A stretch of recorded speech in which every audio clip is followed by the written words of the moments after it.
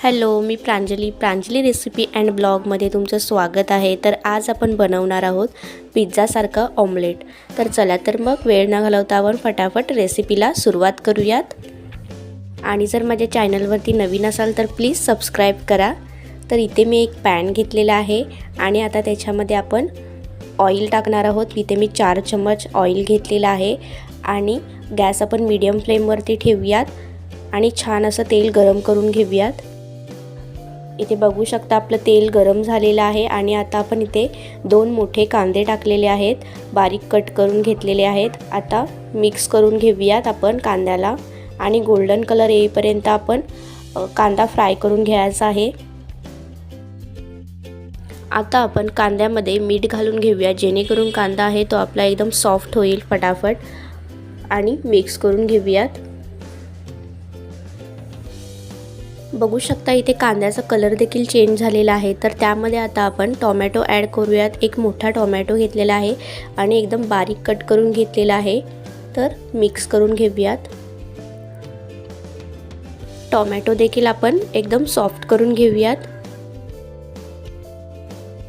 बघू शकता इथे आपला टोमॅटो देखील सॉफ्ट झालेला आहे। आता त्याच्यामध्ये मी 1.5 चम्मच मसाला ॲड केलेला आहे तिखट, त्यानंतर पाव चम्मच हळद ॲड केलेली आहे आणि धना पावडर पाव चम्मच, त्यानंतर गरम मसाला पाव चम्मच ॲड केलेला आहे आणि रेड चिली फ्लेक्स थोडीशी ॲड केलेली आहे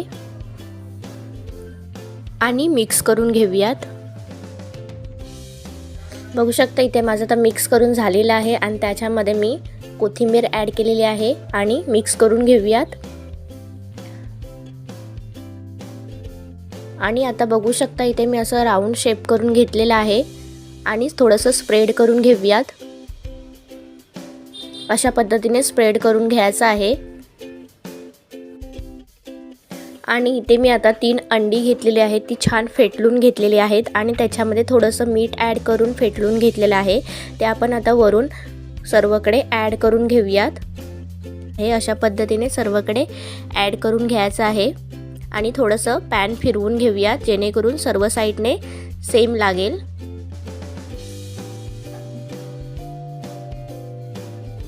आणि वरून थोडीशी कोथिंबीर ॲड करून घेऊयात आणि आता आपण वरती झाकण लावून घेऊयात। अगदी 2 ते 3 मिनिटं फक्त आपण झाकण लावून घेणार आहोत। तर मी आता इथे झाकण ओपन करून घेते। बघू शकता मस्त असं ऑमलेट आपलं शिजलेलं आहे। बघू शकता अशा एकदम इझिली अशा कडा सुटलेल्या आहेत अंड्याच्या। तर आपण चाकूने त्याचे स्लाइस करून घेऊयात। 4 आपण स्लाइस करून घेणार आहोत। आहे की नाही एकदम नवीन पद्धत, तर नक्की ट्राय करून बघा। अशा पद्धतीचं ऑमलेट नक्की आवडेल तुम्हाला देखील आणि सर्वांना देखील। तर इथे बघू शकता मी अशा पद्धतीने कट करून घेतलेला आहे। तुम्हाला अजून जर स्लाइस करायचे असतील तर करू शकता। तर कशी वाटली आजची माझी रेसिपी? रेसिपी जर आवडली असेल तर प्लीज सबस्क्राईब करा, लाईक करा आणि शेअर करा आणि बेल आयकॉनला प्रेस करायला विसरू नका जेणेकरून माझ्या रेसिपीचे नवनवीन व्हिडिओ तुमच्याकडे लवकरात लवकर येतील। Thank you for watching.